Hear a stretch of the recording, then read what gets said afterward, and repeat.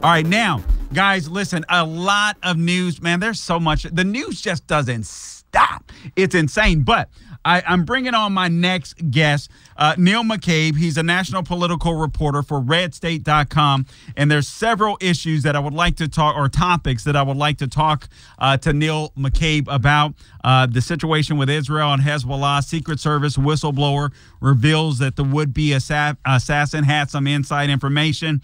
Iran hacked the Trump campaign in order to help out the Biden-Harris campaign, and a little more. Neil McCabe of RedState.com. Welcome to the Larry Elder Show, man. Hey, very good to be with you, sir.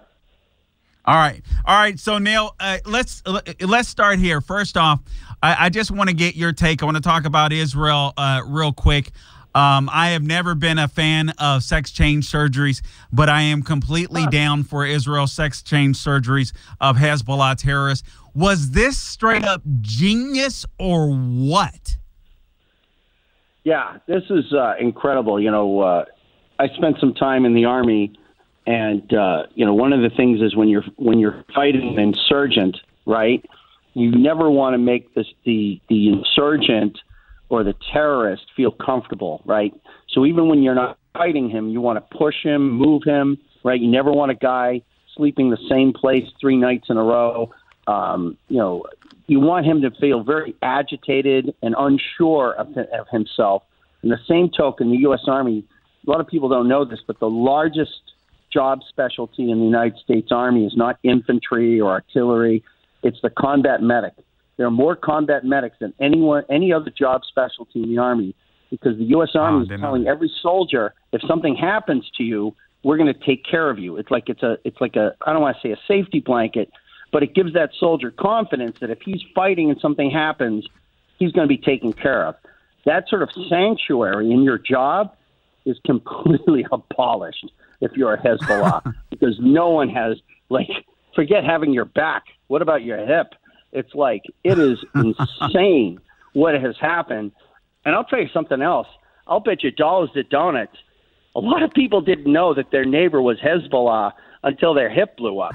It's like a lot of these guys, you know, you're like waiting in line at Target and the guy's hip blows up. I want to know if any of those pagers went off at CNN's newsroom. Well, if it did, they would keep it on the DL. I'm speaking to Neil McCabe of RedState. I think those pagers were going off. What's that smoke at CNN headquarters? That is hilarious. But man, you're right. And no, I did not know that about the medic. So you're enlightening me here. I appreciate that. But that makes total sense, and especially from a sense of psychological warfare, even. I mean, you have to wonder if they would be terrified about grabbing anything. And now we find out that Israel actually made or pieced together the beepers themselves, and then the same with the walkie-talkies, apparently. This wasn't even cyber war, right? This was not a hack, because there's a lot of talk now. What do you do with this whole cyber warfare? And there's talk of going back to typewriters, because you can't hack a piece of paper in a manila folder. You can hack a typewriter. And so what Hezbollah was doing is it was doing this tactic of going, and a lot of places are doing it, a lot of organizations are doing it, where you go retro and just a more primitive communication system, because it's less susceptible to the cyber hacking. But they forgot you can hack the supply chain. Like when you order your pagers from Mossad, you don't have to. Hacking isn't your problem. Yeah. That is so true. Do you expect a major escalation at this point with Hezbollah? Do you think they'll be a little more intimidated? What do you think? What do you foresee happening going forward? Listen, a few years ago, I saw Florida State destroy my dad's alma mater, Boston College. And I remember I'm watching the players like yelling at the coaches, and I mentioned what the players were saying, right? They're saying, you told me you had a plan. You told me you scouted these guys. You're going to get killed out there. That's what those guys at Hezbollah are saying to their bosses. Wow, that's a good point. You told me you owned this. Why am I working for you people? Wow. And the other thing, and I'm sorry to cut you off, but it's like go right ahead. Even if the Hezbollah leadership had a plan, how do you communicate that plan to anybody? First of all your beepers are gone, right? That was your plan. Right. Like you literally have no beepers anymore. But I don't even what are you going to do? Use pigeons? It's like I'd be very careful buying anything. Like I bet you the Israelis own pigeons now. No, honestly, you're probably right. They're probably training them and selling them because that'll be their next bet, or they'll have to use couriers like they did with Osama bin Laden. But I don't know if that'll be easier or harder for them. You can't have a meeting. You can't have a meeting. Oh, that's true. As soon as 5 or 6 of them are in a room, they get hit with a missile. That is true. That is true. Yeah, I honestly, man, listen. I appreciate your service to our country. When I heard this, story, I'm one of these people. I'm like, just let Israel be Israel. Just get out of the way and let them do their thing. And I kind of feel like that's what they did. And I think they're kind of in a hurried stance because they don't know what's going to happen in November. We don't know what's going to happen in November. I pray to God that Trump wins. But I think Israel have to fight with a sense of urgency right now, don't they? Everyone around the world knows that they are on the clock, and you're seeing it with Ukraine, and you're seeing it. They know that the Ukrainians know that wherever battle lines are when Trump gets elected, that's where they stay. And people, I'm sure that the Chi-Coms are gaming out what to do with Taiwan, because they're not going into Taiwan if Trump is the president of the United States or even the president-elect. And so, there's a lot of people are sort of on edge right now because all of the troublemakers are on the clock, because all the games end when Trump takes that oath of office in January of 25. Man, isn't that amazing, the difference between a real leader and someone like Joe Biden or Kamala Harris that the world knows is an absolute and utter joke? I don't know if I saw if it was today, but earlier a caller called in basically asking, what would happen if Kamala Harris became president, was the commander in chief, with the world respect her, something like that. I don't remember exactly, but I'm like, we're watching it. The world, the dictators, they will have their way with Kamala Harris the same way that they're having their way with Joe Biden, perhaps even more so. What do you think the world would look like, Neil McCabe of RedState.com, if Kamala Harris became the president? I think, I don't want to be remembered as the guy, defending Joe Biden.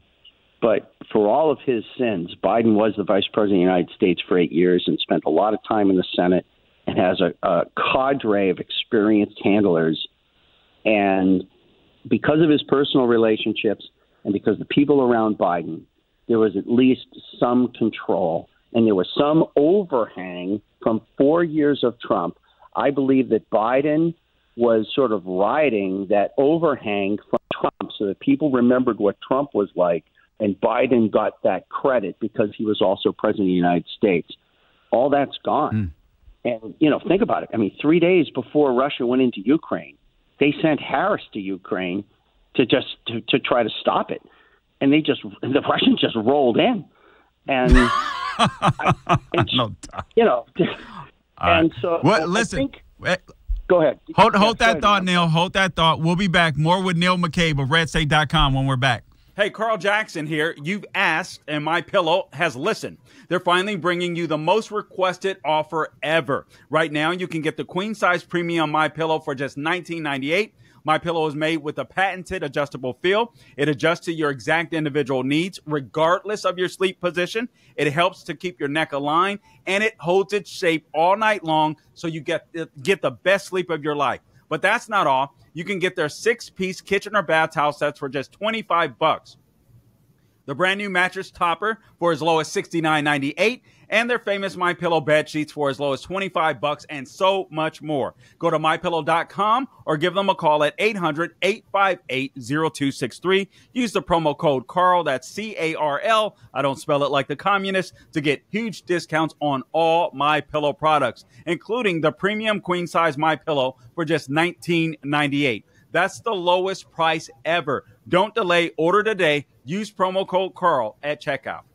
All right, welcome back to the program. I'm joined by my guest, Neil McCabe of RedState.com. He's a national reporter for them. Neil, real quick, where can people find you online if they want to read your work or look at some of your clever tweets? I don't like calling it X, but your clever tweets.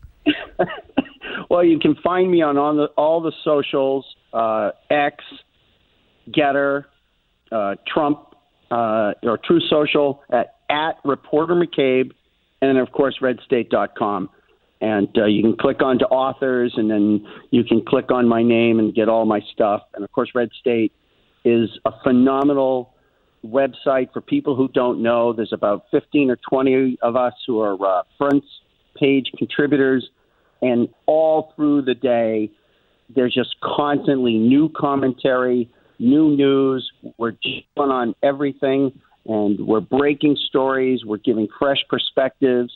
And if you're not on RedState.com, you're wrong.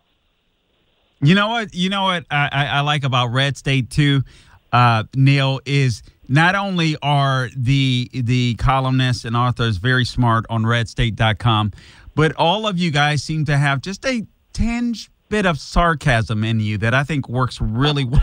There is a snark. It exists. Whenever I read, I'm like, there's that certain bit of sarcasm, and I absolutely love it. RedState.com, RedState.com, RedState.com. Make sure you check out Neil McCabe. Okay, all right. Now let's move to this here, Neil. Secret Service whistleblowers reveals that would-be assassin may have been inside of the Trump's detail. Basically, the gunman apparently knew vulnerabilities. I don't know if that is confirmed or not, but I got to tell you, I'm not a conspiracy theorist, but I'm a little past this incompetence stuff. This is just a little too much. It seems very, it's common sense to me that if the president is playing golf, you're going to sweep the entire perimeter before you let him play golf.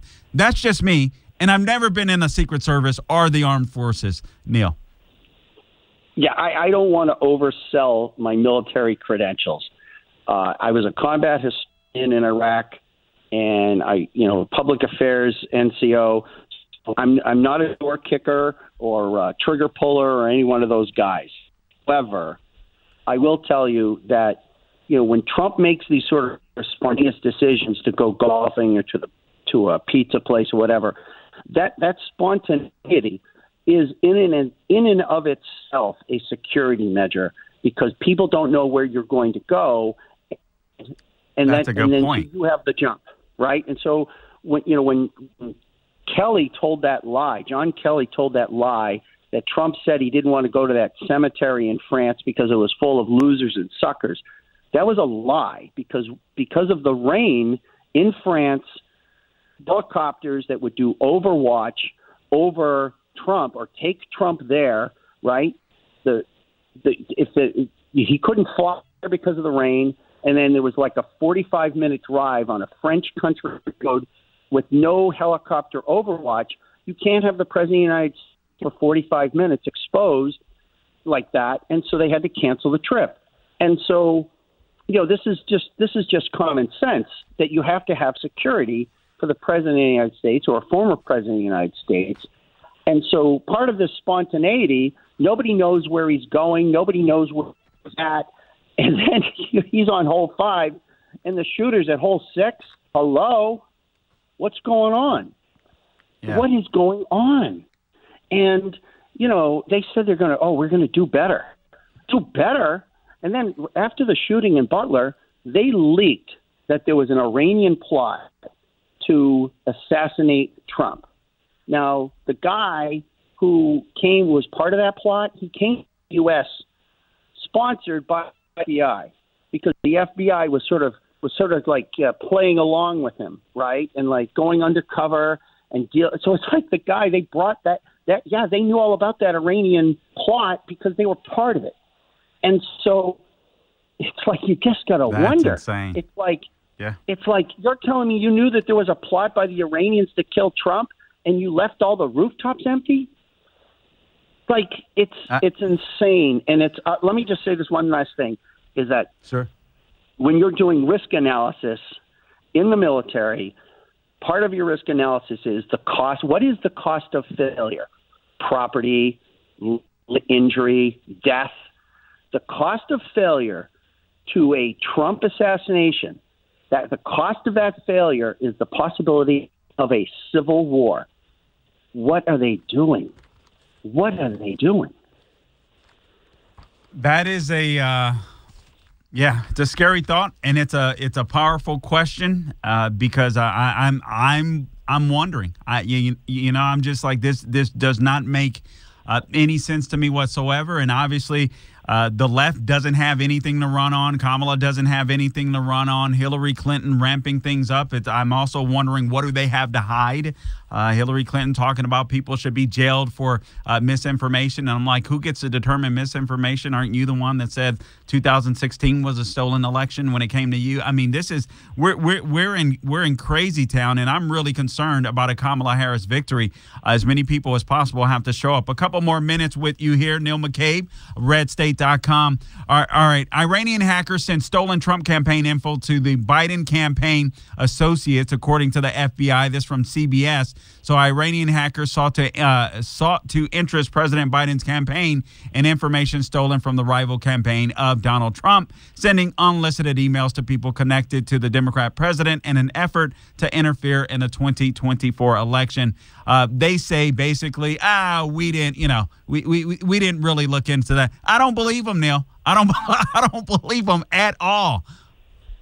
It's actually a more concrete connection between the Biden campaign and the Iranians than there was ever a connection with the Russian collusion hoax. And that Russian collusion hoax also meant Mueller, for 2 years, sending 50 FBI agents, IRS agents, investigators to hunt down every Republican contributor. It was their probable cause to investigate every Republican. They ruined careers. They bankrupted people I know. It's like it was a horrible. It was a license to destroy an infrastructure of personnel associated with Trump and the Trump campaign, and it's a terrible thing. And it turned out to be nothing. It was completely made up. This is an actual concrete connection between a hostile foreign power and the Harris campaign, and it's like, whatever, no big deal. What about the cats? But you're accusing Haitians eating cats. That's what I got to talk about all day. I know, it's so frustrating. Only 30 seconds left. Let me just get your response to this real quick. Headline: Some Muslim Americans moving to Jill Stein in potential blow to Harris. Have you heard about this? No, but I am worried about how Detroit, Michigan is going to play out, and I think that was a Michigan and the Muslim vote there was a major reason for the Democrats dumping Biden, and we'll see how that plays out. All right. Neil McCabe of RedState.com. Appreciate you, man. Thanks for joining us tonight. All right, guys, don't forget, subscribe to the podcast wherever you go to get your podcast: Apple, Google, Spotify, YouTube, and Rumble, and subscribe to The Carl Jackson Show. Until next time, don't grow weary doing good. God bless you.